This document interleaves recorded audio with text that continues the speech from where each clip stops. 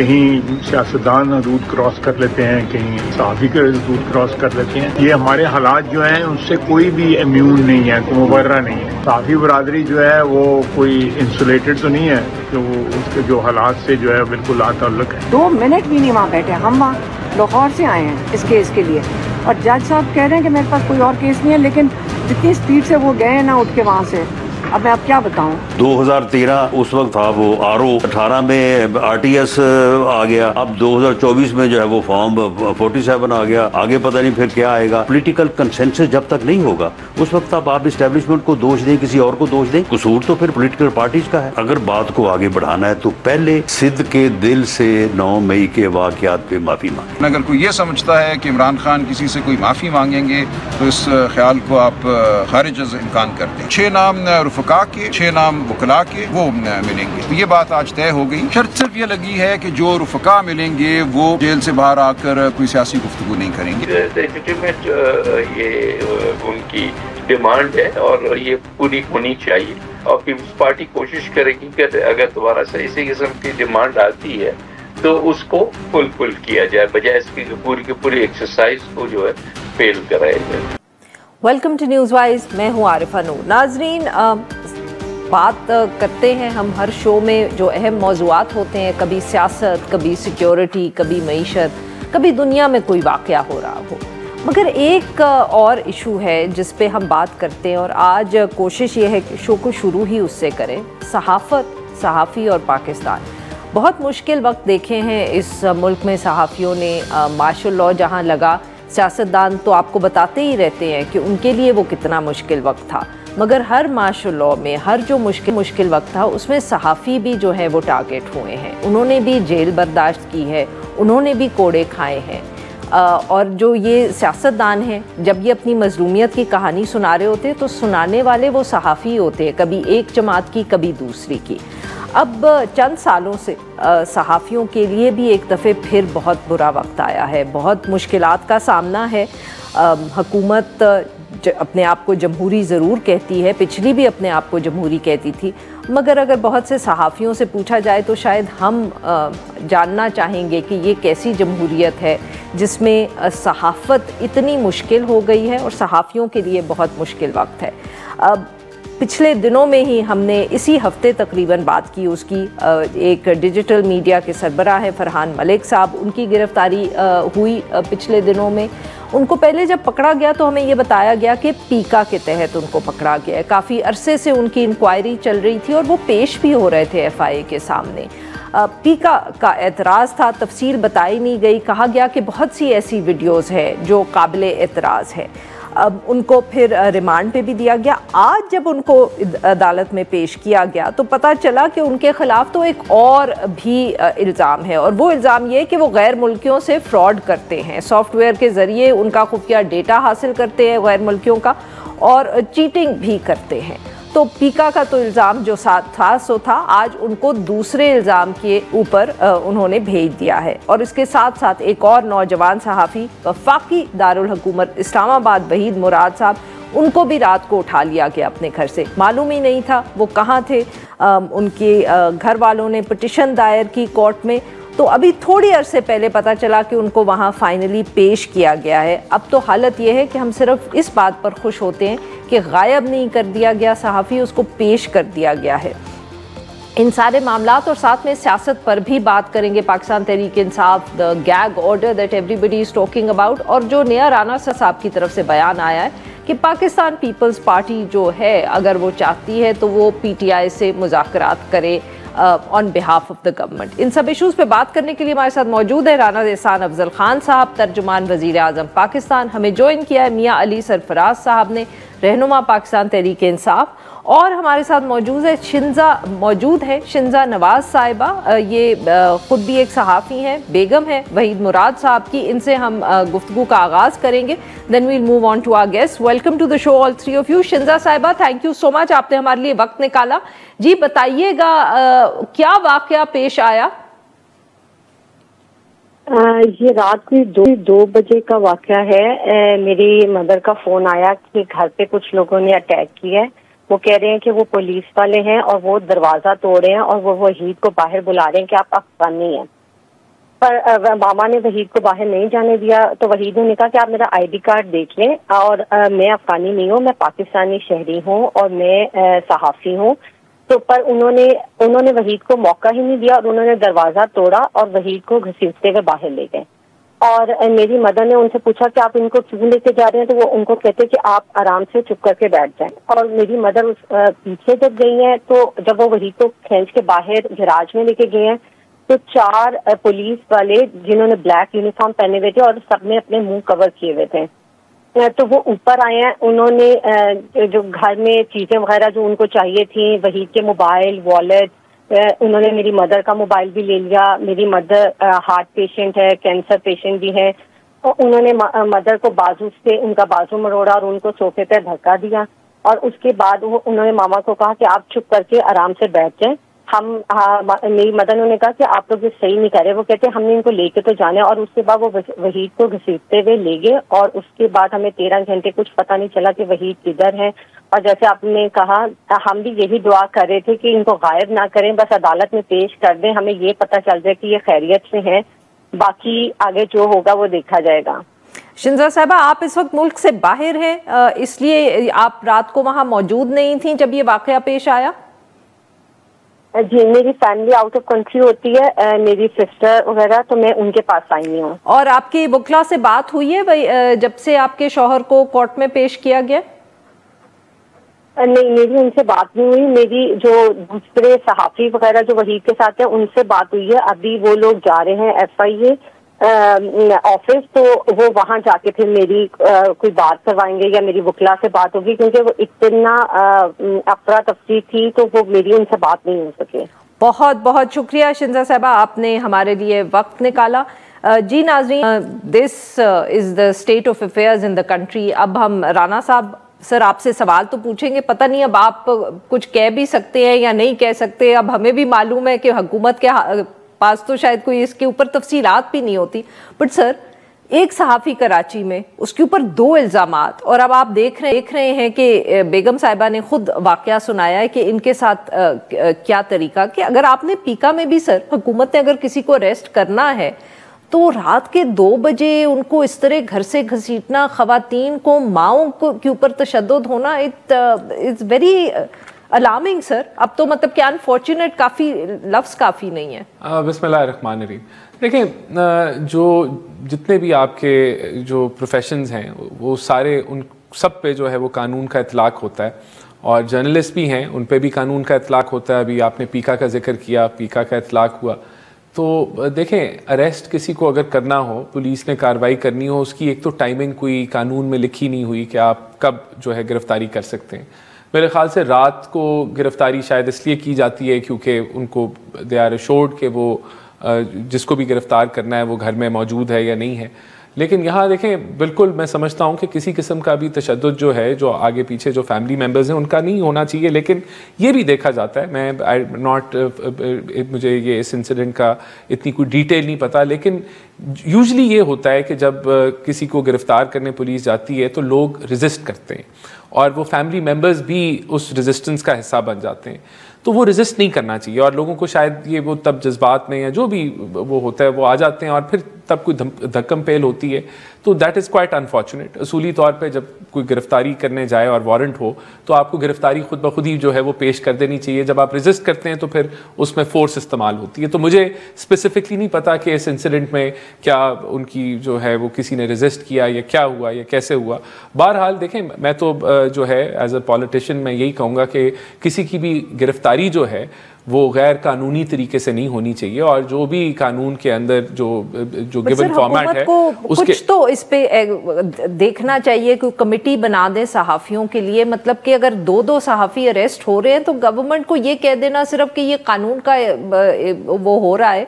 तो देखिए, मैं I'll have to study these cases जी सर, मैं सिर्फ इसलिए कह रही हूँ क्योंकि 2018 में भी देखे ना, जब PMLN के एक के बाद दूसरे सियासतदान गिरफ्तार हो रहे थे तो हम ये तो नहीं कहते थे कि कानून जो है वो हो रहा है, हम यही कहते थे कि आप लोगों के साथ ज्यादती हो रही है। नहीं, देखिए, मैं ये कहूँ कि किसी के साथ ज्यादती हो रही है या किसी ने कानून तोड़ा है तो इसलिए उसकी गिरफ्तारी हो रही है, I have to study these cases. लेकिन बहरहाल देखें, मैं ये कहूँगा कि कानून की पासदारी गिरफ्तारी करते हुए भी होनी चाहिए, और अगर कोई कानूनी केस है किसी पे तो वो जो प्रोसीजर है वो फॉलो होना चाहिए।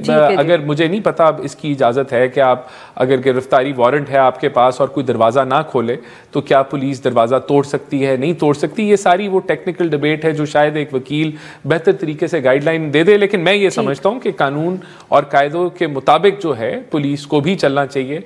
अब इन दोनों स्पेसिफिक इंसिडेंट्स में अगर तो किसी ने कानून को वायलेट किया है और गिरफ्तारी जो है उसके मुताबिक हुई है तो फिर बिल्कुल वो ठीक हुई होगी। लेकिन मैं इस वक्त मेरे पास वो इन्फॉर्मेशन नहीं है कि मैं उसको दुरुस्त या गलत जो है वो करार दूं। सर हमारे साथ मियां अली सरफराज साहब भी मौजूद हैं। अली सरफराज साहब, सर बहुत 2 दिनों से हम कह सकते हैं कि बहस चल रही है पाकिस्तान तहरीक इंसाफ के दरमियान, जो आप लोगों ने या जमात में गैग ऑर्डर एक्सेप्ट कर लिया है कोर्ट की तरफ से कि मुलाकातें सबकी होंगी मगर कोई आके मीडिया टॉक पे नहीं करेगा अडियाला के बाहर। सर कोई उसमें इंटरनल पार्टी में गुफ्तगू हुई है इस इशू पे? बिकॉज नजर आ रहा है कि आप लोगों की जमात में काफी इख्तलाफ है इस पर।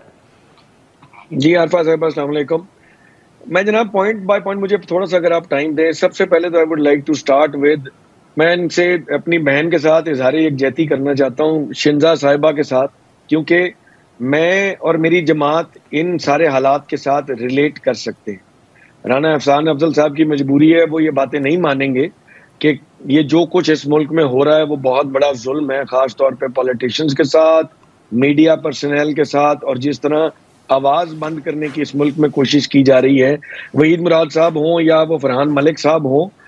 एक्चुअली ये जो बात है, ये बात ये नहीं है कि गिरफ्तारी का तरीकाकार क्या होना चाहिए क्या नहीं होना चाहिए। गिरफ्तारियां तो रात को हुई जैसे भी हुई, जिस कानून के तहत ये गिरफ्तारी हुई उसमें क्या ये भी लिखा हुआ था कि एक पाकिस्तानी शहरी को अफगानी कहा जाए, या गिरफ्तारी के वक्त इस किस्म की गुफ्तगू या वर्ड्स भी एक्सचेंज हो। फिर दूसरी बात, ये कानून राना हुसैन अफजल साहब बखूबी जानते हैं कि ये कानून बनाया क्यों गया है। आप और हम तो नाइव लोग हैं कि हम टीवी पे बैठ के बड़ा दुख का इजहार करते हैं और कहते हैं कि जी, और उस पर हम एक डिबेट करते हैं। ये कानून बनाया ही आपको और हमें फिक्स करने के लिए गया है। जिन्होंने ये कानून बनाया है और इस कानून की तायीद की है, उन्होंने इस मुल्क के हर शख्स की जुबान बंदी का फैसला करने के बाद ये कानून बनाया है, और ये बना ही आपके लिए और हमारे जैसों के लिए है ताकि इनकी जुबान बंद की जाए। पहले इलेक्ट्रॉनिक मीडिया, फिर प्रिंट मीडिया, अब सोशल मीडिया, आपके ट्विटर बंद किया गया। अब एक एक करके हम आहिस्ता आहिस्ता मेरे ख्याल में तारीकी के दौर में जाते जा रहे हैं, और आहिस्ता आहिस्ता मेरा ख्याल कोई भी ऐसा चैनल छोड़ा नहीं जाएगा जहां से किसी की आवाज उठाई जा सके। दूसरी बात जो आपने मुझसे सवाल पूछा कि बारे में डिबेट है, नहीं, हमारी जमात में इस बारे में कोई ऐसी डिबेट नहीं है।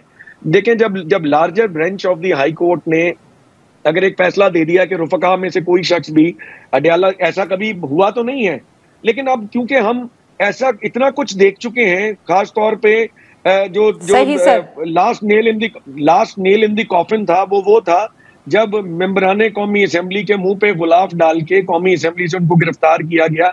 और ये जितने मेंबराने कौमी असेंबली नून लीग या पीपल्स पार्टी के हमारे साथ टॉक शोज में बैठते हैं, इनमें से किसी ने एक दफा जुर्रत भी नहीं की गई कि उसकी कोई रिपोर्ट मांगे, हालांकि अगली बारी इनकी भी हो सकती है, ये भूले बैठे हैं। बाकी वो जो बात थी, देखें, वो एक मसलहत के तौर पे हमने मान लिया क्योंकि कोर्ट ऑर्डर था। अब फौरी तौर पे अडियाला के बाहर आके बयान जारी किया जाए या 1 घंटे के बाद या आधे घंटे के बाद आपके टॉक शो पे आके मैं आपको बता दूं। सर ये तो आप लोग, ये तो आप कह रहे हैं ना, आपको गलत फहमी, सर ये आपको गलत फहमी है कि आप आधे घंटे के बाद इस्लामाबाद पहुंच के वो बयान दे सकते हैं, जो बहुत सा इंटरप्रिटेशन हो रही है। और जो प्रोसिक्यूटर ने भी, वो जेल के भी जो वकील थे, वो यही कहते हैं कि आप उस पर अब कोई गुफ्तगू नहीं कर सकते। सुपरिटेंडेंट जेल ने डिमांड किया है, गैग ऑर्डर आपने एक्सेप्ट किया है। नहीं, ऐसी चीज मेरे इल्म में तो नहीं है कि आपने जो कहा है कि हमने सब कुछ एक्सेप्ट कर लिया। अगर हमने बाहर आके ये बताना ही नहीं कि खान साहब क्या कहते हैं, तो फिर करने क्या जाना। यही तो सवाल है सर। अच्छा, यहाँ पे लेते हैं हम एक छोटी सी ब्रेक।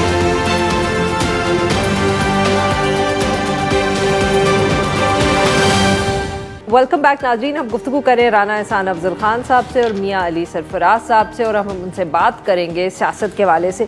राना साहब, गुज़िश्ता शाम को राना सनाउल्लाह साहब ने एक टॉक शो में कहा है कि अगर बिलावल भुट्टो ज़रदारी साहब या पाकिस्तान पीपल्स पार्टी हुकूमत के बिहाफ पे इंगेज करना चाहते हैं पाकिस्तान तहरीक इंसाफ को, तो हुकूमत को उससे कोई एतराज़ नहीं है। सर ये ज़रा समझाएं कि ये कोई पॉलिसी डिसीजन है, जमात का फैसला है, या राना सनाउल्लाह साहब with obviously all his experience, उनका ज़ाती ख्याल है, कोई has there been any discussion on it? What's the background? जो मुज़ाकराती कमेटी बनी थी उसके लिए जो डेडलाइन पीटीआई ने दी थी उससे वो खुद मुकरी जी, और दे वॉकड आउट ऑफ मुज़ाकरात। उसके बाद जो ऑफिशियल पोजीशन थी वो काबीना में प्राइम मिनिस्टर ने कहा था कि हम हाउस में कमेटी बना लेते हैं जहां हम मुज़ाकरात जारी रखें ऑपोजिशन के साथ, पीटीआई के साथ, लेकिन पीटीआई ने उसको भी रिजेक्ट कर दिया।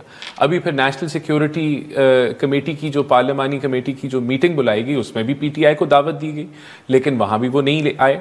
तो अब बिलावल साहब का ये उन्होंने मशवरा दिया कि आप जो है हम इसके ऊपर रोल अदा करते हैं। तो राना ने तो ये बिलावल साहब ने जो मशवरा दिया है कि उन्होंने आपसे डायरेक्टली बात की है सर, या वो जो उनकी तकारीर वगैरह से उन्होंने तकारीर में किया और उसको इंडोर्स राना सनाउल्लाह साहब ने किया, लेकिन नॉट एज अ जमात किया और एज अ गवर्नमेंट नहीं किया, लेकिन उन्होंने इंडोर्स किया। बहरहाल जहां प्राइम मिनिस्टर की ऑफर कैबिनेट की मौजूद हो कि आप हाउस में कमेटी बना लें, तो राना साहब ने भी जो बात की है एक तरीके से प्राइम मिनिस्टर की बात को ही उन्होंने इंडोर्स किया है। तो इससे साबित ये होता है कि हमारी तरफ से तो दरवाजा कभी भी नहीं बंद हुआ बातचीत का।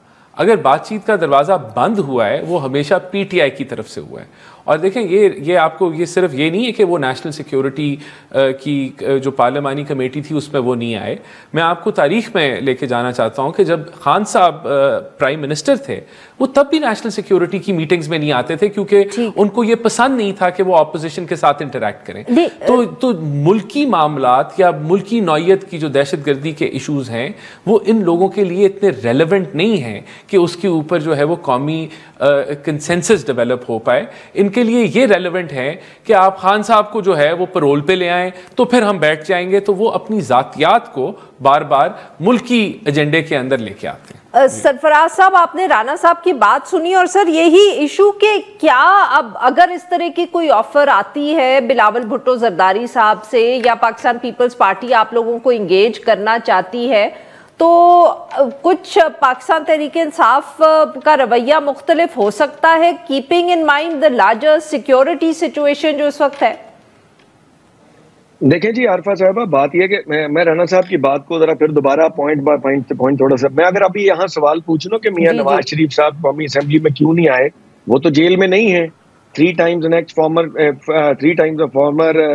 प्राइम मिनिस्टर, क्या उनके पास कोई इनपुट नहीं थी देने की या उनको इंटरेस्ट नहीं था? तो इसका जवाब ये देंगे कि जी उनको, मैं जवाब भी बता देता हूँ ये क्या देंगे, ये उसका जवाब ये देंगे कि जी वजीर आजम बैठा था, वजीर बैठे थे, उनकी जमात के लोग उनको रिप्रेजेंट कर रहे थे। तो खान साहब के उस दौर की जब नेशनल सिक्योरिटी ब्रीफिंग थी जो कि वजीर आजम को पहले मिल चुकी थी और उनको दोबारा लेने की जरूरत नहीं थी, और वहां पे ब्रीफिंग के अंदर अगर वो नहीं आए तो उस चीज को ये पॉइंट आउट करते हैं कि खान साहब ऑपोजिशन को नहीं मिलना चाहते। हालांकि उस वक्त वजह बिल्कुल और थी, वो वजीर आजम पाकिस्तान थे और नेशनल सिक्योरिटी पे प्राइम मिनिस्टर को उससे पहले इंडिपेंडेंटली ब्रीफिंग दी जा चुकी थी। ये बार बार इन चीजों पे कंफ्यूज करते हैं, मेरे ख्याल में इनका कॉन्सेप्ट थोड़ा सा क्लियर करने की यहाँ पे जरूरत है।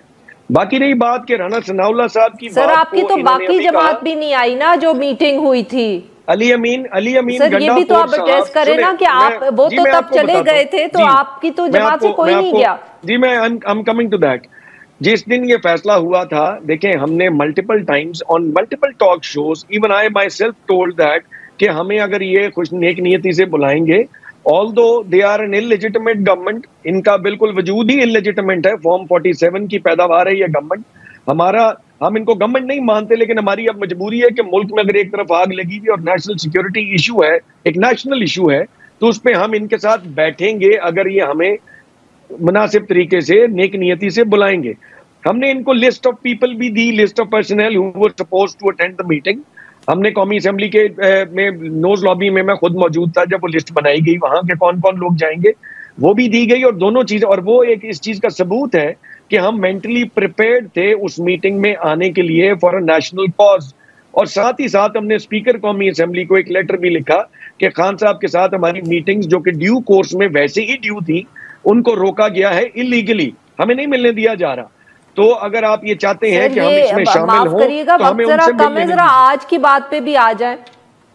माफ करिएगा सर, वो वी नो कि उस वक्त क्या हुआ। If you can just come to the future also. जी, फ्यूचर की बात पे अभी इन्होंने खुद ही निगेट कर दिया कि जी राना सनाउल्लाह साहब ने जो बात की वो अच्छा बिलावल साहब, मुझे आप ये बताइए, बिलावल साहब अगर इसमें नेशनल कंसेंसस बिल्डिंग के अंदर अगर कोई रोल प्ले करने के काबिल होते, या मुस्लिम लीग नून में उनकी कोई चलती होती, या ये गवर्नमेंट के जिनके वालिद साहब जो कि सदर पाकिस्तान हैं, वो बतौर सदर आके कौमी असेंबली में तकरीर करके इस बात का गिला करते हैं कि ये जो नहरें निकाली गई हैं हमसे पूछे बगैर निकाली गई हैं, और सदर साहब इतने बेबस हैं कि वो तरला डाल के गए खुदारा इसको रोका जाए, ऑल्दो वैसे उन्होंने साइन खुद ही किया हुआ है। ये तो नूरा कुश्ती है दोनों जमातों की। Do you actually believe all this कि उधर से बिलावल साहब ने क्या कहा और उसके बाद राना सनाउल्लाह साहब ने क्या कहा, और एहसान अफजल साहब आगे कह रहे हैं कि उन्होंने पर्सनल कैपेसिटी में उसकी एंडोर्समेंट की, जमाती मौकफ तो इन्होंने मानने से इनकार कर दिया। जी बिल्कुल ठीक। राना साहब, ऐसे ये बात तो सरफराज साहब की बहुत अहम है सर, कि आपके ऊपर ये इल्जाम जो है कि आप कंसेंसस नहीं करते या you don't build a consensus, वो तो नजर आ रहा है सर। प्रेसिडेंट साहब खुद आके तकरीर में आपसे गिला कर रहे हैं कि यार नहरें ना निकालो, क्या कर रहे हो। देखिए, बात यह है कि कंसेंसस कैसे बिल्ड होता है। आप किसी को दावत देते हैं कि आप टेबल पे बैठ जाएं, और जब आप टेबल पे ना बैठें और ना आए तो आप कहते हैं कंसेंसस नहीं बिल्ड हो रहा। अब हम ये तो नहीं कर सकते ना कि इनके सिक्योरिटी सिचुएशन पे तो आपको कंसेंसस बिल्ड करना है ना। कैसे करना है? आपने दावत देनी है, आपने पीटीआई को दावत देनी है। बलूचिस्तान की भी तो पार्टीज है ना सर, पीके मैप भी नहीं आई। हमने उनको भी दावत दी थी, लेकिन देखिए बात ये है कि आप इन्होंने देखें, आप एज ए जमात हम उनके अगर उनके पास जाना है वो भी हम किया जा सकता है, इट कैन बी डन।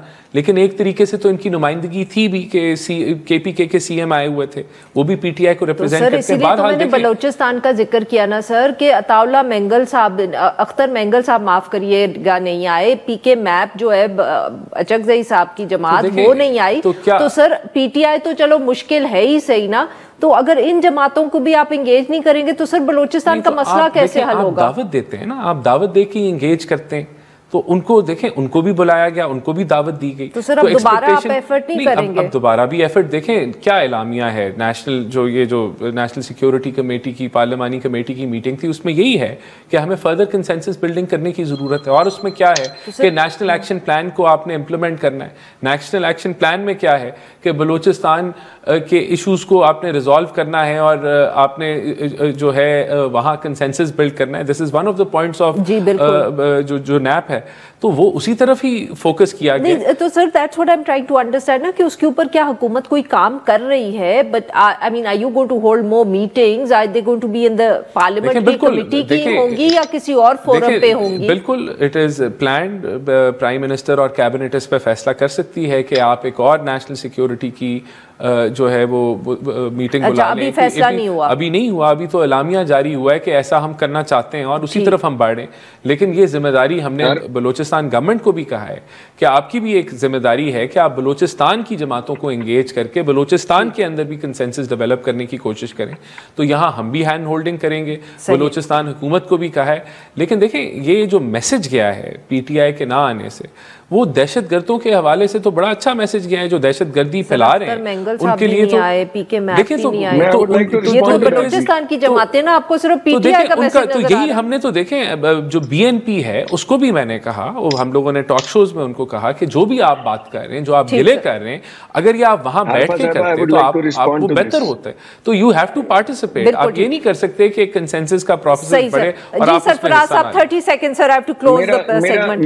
मेरा मेरे भाई से, फैसलाबाद के भाई से ये सवाल है कि ये बुरा लगा कि वो बुरा लगा कि जब आपके इंटीरियर मिनिस्टर ने, your failed government interior minister said के बलूचिस्तान एक एसएचओ की मार है।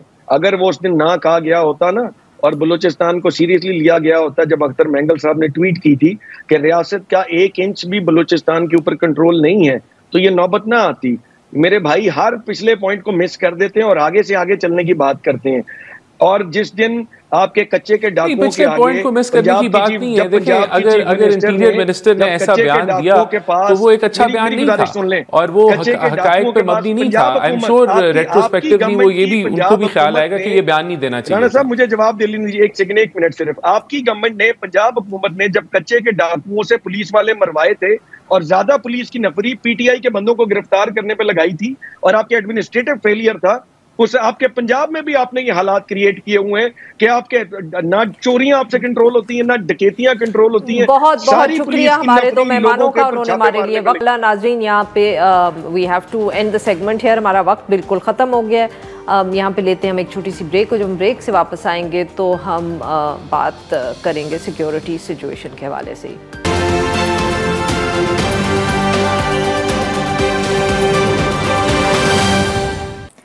वेलकम बैक नाज़रीन। प्रोग्राम के इस हिस्से में हम जिक्र करेंगे जो मुल्क है उसमें सिक्योरिटी सूरत हाल है। जो हालिया दहशतगर्दी के वाक़यात हुए तो उसके बाद बहुत बहस हर तरफ छिड़ गई कि क्या अब आगे लाहे अमल होना चाहिए, कहाँ कोताहियाँ रह गई हैं। इस हवाले से पार्लियामेंट्री कमेटी की मीटिंग भी हुई, उसमें भी इन कैमरा ब्रीफिंग्स हुई। इन कैमरा ब्रीफिंग्स में जो ब्रीफिंग्स दी गई वो मिलिट्री लीडरशिप की तरफ से भी दी गई, और हमें पता चला मीडिया रिपोर्ट से कि आर्मी चीफ ने वहाँ मुल्क को हार्ड स्टेट बनाने का जिक्र किया। उन्होंने कहा कि हम एक बहुत सॉफ्ट स्टेट है और हमें हार्ड स्टेट बनना चाहिए। इसके बाद कोई ज़्यादा तफसील सामने आई नहीं, मगर आज पता चला है टीवी चैनल्स पे, मीडिया पे ये ख़बरें आई हैं कि हार्ड स्टेट बनाने के हवाले से जो वज़ीर दाखिला है मोहसिन नकवी साहब, उनके मातहत पूरी वफाकी और सूबाई जो हुकूमतें हैं वो काम करेंगी। एक आला सतह की कमेटी इस तरह बना दी गई है जिसमें वफाकी हुकूमत के नुमाइंदे भी होंगे, सूबाई हुकूमतों को भी नुमाइंदे होंगे, और ये जो कमेटी है ये अफगान शहरियों की वतन वापसी, स्मगलिंग की रोकथाम, तजावुज़ात का खात्मा, और जो इस तरह के मामलात हैं कि जैसे कि अब पाकिस्तानी हैं हज उम्रे पे चले जाते हैं और वहाँ वो भीख मांगना शुरू हो जाते हैं सऊदी अरेबिया में, उनका खात्मा करेगी। 15 रुकनी ये कमेटी है, इसकी सरबराही वज़ीर दाखिला मोहसिन नकवी साहब करेंगे। इसमें सब होम सेक्रेटरीज़ जो हैं वो शामिल होंगे, चीफ सेक्रेटरीज़ भी, और हसास इदारों के नुमाइंदे। इसके साथ साथ आज एक दूसरी इत्तला भी आई। आज डॉन अखबार में एक खबर शाया हुई कि खैबर पख्तूनख्वा हुकूमत जो है वो दहशतगर्दी के ख़िलाफ़ उन्होंने 80 से ज़्यादा नुकाती एक सूबाई एक्शन प्लान जो है उसका ऐलान कर दिया है।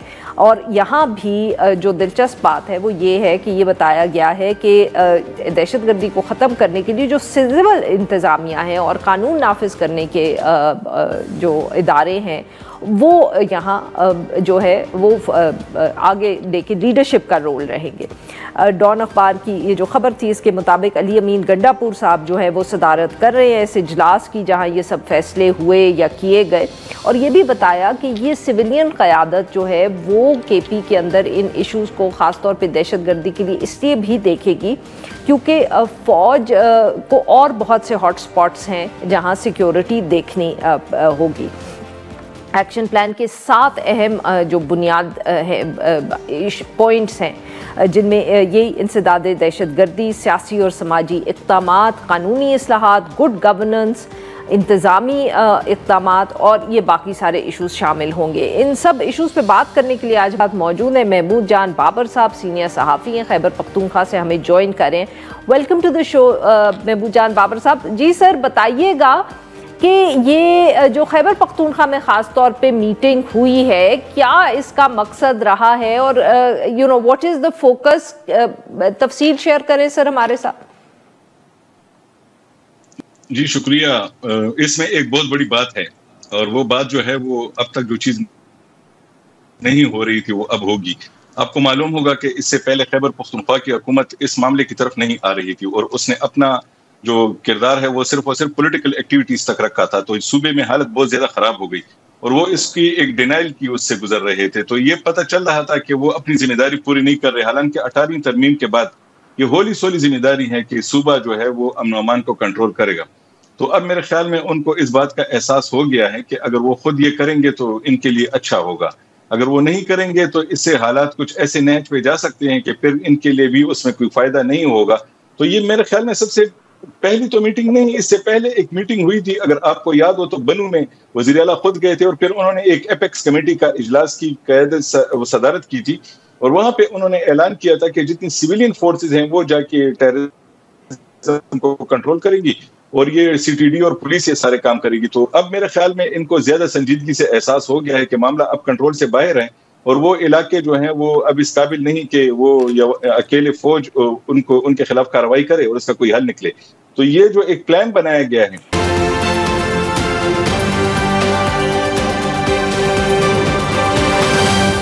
ये जब बन्नू का वाकया हुआ था तो उस वक्त तो शायद वहाँ की जो आबादी है उसकी तरफ से भी ये मुतालबा आया था कि जो पुलिस है वो इन ऑपरेशंस को लीड करे।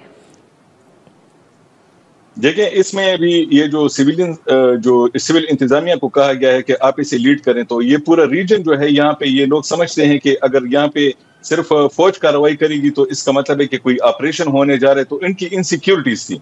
तो अब अगर ऐसे होगा और ये सब मिलके उसमें जाएंगे तो जो मकामी आबादी है तो उनकी जो वो है मुश्किलात हैं जो वो समझते हैं कि उनके लिए मुस्तकबिल में बन सकती हैं, तो वो इनकी जो खदशात हैं उनको कम करने की कोशिश की गई है। और इससे एक चीज और साबित हो रही है कि वो जो पहले डिप्टी कमिश्नर हुआ करता था उसके तहत एक जाल होता था जो पूरे इलाके में फैला होता था। वो छोटी छोटी इंफॉर्मेशन लाके वो जमा होती थी कि कौन नया या इस इलाके में आ गया है, कोई बाहर का बंदा आके यहाँ रहने लगा है, उसका किरदार ठीक है या नहीं है, वो जो शेड्यूल 4 में जो लोग थे वो क्या अपनी हद में हैं या वो अपनी हद को क्रॉस कर रहे हैं, लाउड स्पीकर का गलत इस्तेमाल हो रहा है कि नहीं हो रहा, सरकारी मुलाजमीन तो कोई ऐसी एक्टिविटीज में नहीं है। ये पहले हुआ करता था जनरल परवेज मुशर्रफ के पुलिस ऑर्डर के आने से पहले, लेकिन जब वो पुलिस ऑर्डर आया डिप्टी कमिश्नर से ये इख्तियारात लिए गए, लेकिन पुलिस ने वो इख्तियारात फिर जिम्मेदारी के तौर पे शायद अदा नहीं किए, जिसकी वजह से हमारी पूरी सोसाइटी में वो लोग आके रहने लगे। तो अब मेरे ख्याल में ये एक और कोशिश है, माजी में ये ऐसे होता था कि छोटे छोटे महल्ले की सतह पे कमेटियां होती थी, उनको मालूम होता था कि कौन शख्स इस महल्ले का है, कौन बाहर से आया है। अब तो हमें अपनी पूरी सोसाइटी का नहीं पता ना। तो मेरे ख्याल में ये जो चीज है थानों की सतह पे जो कमेटियां बनेंगी जी, तो इसका ये फायदा होगा। लेकिन अगर जिस तरीके महमूद जान साहब, सर ये बताइएगा कि ऑब्वियसली क्योंकि बहुत जिक्र होता रहता है कि दहशतगर्दी का और जो सिविलियन अथॉरिटीज हैं खैबर पख्तूनख्वा में, तो फंडिंग का भी बहुत इशू रहा है। क्या ये भी मीटिंग्स में डिस्कस हो रहा है? क्योंकि ये तो सिर्फ खैबर पख्तूनख्वा की लेवल पे अगर डिस्कस होगा तो इसमें तो वफाकी हुकूमत का भी रोल होगा। देखिए, अगर ये खैबर पख्तूनख्वा हुकूमत खुद करेगी और ये सब कुछ ये अपनी जिम्मेदारी वो खुद लेगी तो फिर तो वफाक को इसे ताउन इसके साथ करना पड़ेगा और वो यकीनन करेगी। जिस कमेटी का आपने अभी इंट्रो में हवाला भी दिया, तो उस कमेटी में जब ये बैठेंगे और फिर इस पर अमल दरामद की बात होगी, तो फिर जब इसके लिए जो पैसे चाहिए होंगे, जो फंड्स चाहिए होंगे, तो वहां पे इस पे बात होगी और विफाक तो यकीनन इस पे इन पिक्चर होगा। यानी कि सर आपकी बातों से मैं ये समझ रही हूँ कि अभी तक इसका जो फाइनेंशियल एस्पेक्ट है उसके ऊपर खैबर पख्तूनख्वा हुकूमत में डिस्कशन नहीं हुई, या आप कह रहे हैं कि खैबर पख्तूनख्वा हुकूमत में ये एस्टिमेट्स वगैरह जो है उस पर काम शुरू हो गया, सिर्फ वफाकी हुकूमत से बात करनी रह गई है? देखिए, इन्होंने तो अपनी जितने भी पॉइंट्स है वो सारे के सारे इसमें इन्होंने दिखा दिए। 18 ऐसे मुख्तलिफ सब्जेक्ट्स हैं जिन पे 84 पॉइंट्स पे इन्होंने बात की है।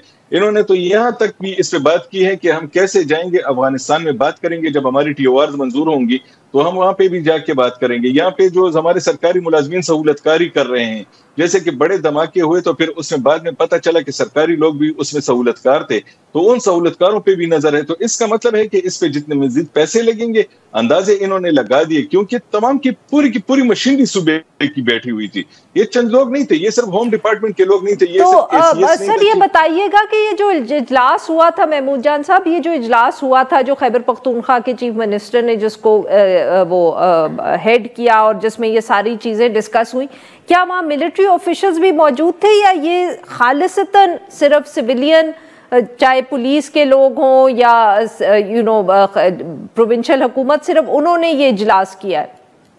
प्रोविंशियल हुकूमत ही के लोग थे इसमें, क्योंकि ये मुश्तरका इजलास नहीं था। इसके बाद अगर इसका कोई आउटकम निकलेगा तो फिर ये जाएंगे वहां पे बैठेंगे, जो कमेटी बनी है, जो बड़ी कमेटी आपने उसका हवाला दिया मोहसिन नकवी साहब का, वहां पे ये फिर अपनी सिफारिशात और चीजें लेके जाएंगे और फिर ये बताएंगे कि हम खुद भी आपकी अब ये काम हम खुद करना चाह रहे हैं, लेकिन हमें इस चीज की कमी है, आप हमें कमी पूरी करके दें, आप हमें असला लेके दें, आप हमें गाड़ियां लेके दें। और इन्होंने खुद भी 5.5 अरब रुपए अभी रिसेंटली ही जारी किए, पुलिस ने मांगे थे वो भी जारी हो चुके हैं, CTD भी इसमें मदद कर रही है। तो ये सब कुछ जो है, तो मेरा ख्याल है कि ये अब वो जो माजी का जो मसला था, जो मुश्किल थी, वो अब खत्म हो गई कि विफाकी फोर्सेस कहीं और जा रही थी, सूबाई हुकूमत कहीं और जा रही थी। अब मैं ये समझता हूँ कि वो सारे के सारे सेम पेज पे रहे तो फिर ये मसला मेरे ख्याल में ज्यादा इफेक्टिवली हल हो सकेगा। जी बहुत बहुत शुक्रिया सर, आपने हमारे लिए वक्त निकाला। नाजरीन, आज के लिए बस, will be back tomorrow at the same time.